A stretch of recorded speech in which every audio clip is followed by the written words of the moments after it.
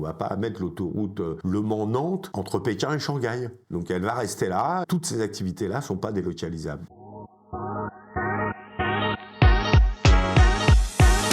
La CGT a plusieurs propositions pour augmenter les recettes des caisses de retraite qui passent toutes ou pratiquement toutes par une augmentation des salaires et qui rapportent suffisamment pour éviter les déficits des caisses dans les années à venir. L'autre source de financement, c'est bien sûr d'aller vers le plein emploi. Et à chaque fois qu'un salarié est en emploi, ça génère des cotisations sociales, donc des recettes pour les caisses. Mais la première source de financement, c'est de faire rentrer les cotisations déjà qui ne rentrent pas. J'ai parlé de cette ligne budgétaire dans le loi de finances de la Sécurité sociale 2023, de 85 milliards d'exonération de cotisations sociales. Déjà, si on fait rentrer ces 85 milliards, il n'y a pas de déficit en 2023, il n'y a pas de déficit en 2024, il n'y a pas de déficit en 2026, et en 2032, il n'y aura pas de déficit, et en 2040, il n'y en aura pas non plus. L'autre source de financement possible, c'est de mettre à contribution des revenus qui ne le sont pas, et notamment des revenus du capital. Tout le monde a été informé et mesure bien la masse de profits qui a été faite, y compris pendant la période Covid, ce qui est d'autant plus choquant. N'en reste pas moins qu'il n'est pas normal dans ce pays que des revenus ne contribuent pas au bien commun, soit par le biais de l'impôt, soit par le biais de la cotisation sociale. Et de ce point de vue-là, il y a eu un choix politique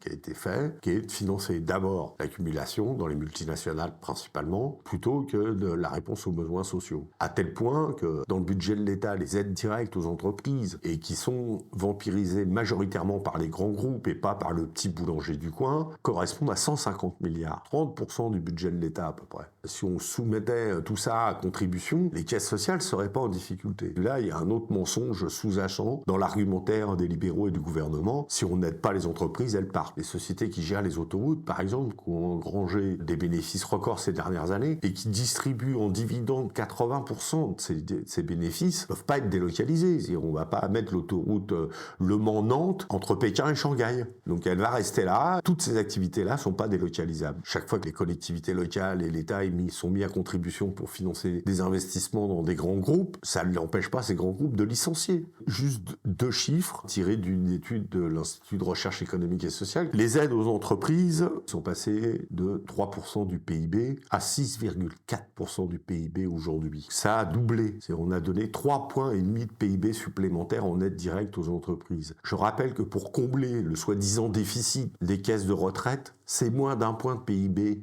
qu'il faut rajouter. Donc la comparaison est vite faite, quoi. Il suffit de diminuer un peu les aides directes aux entreprises, faire rentrer les cotisations sociales, et il n'y a plus de difficultés dans les caisses sociales. Après, on est dans le domaine de choix politiques, de choix sociaux. Vraisemblablement, les différents gouvernements depuis 30 ans ont fait le choix de la financiarisation et des multinationales, plutôt que de faire le choix de la réponse aux besoins sociaux.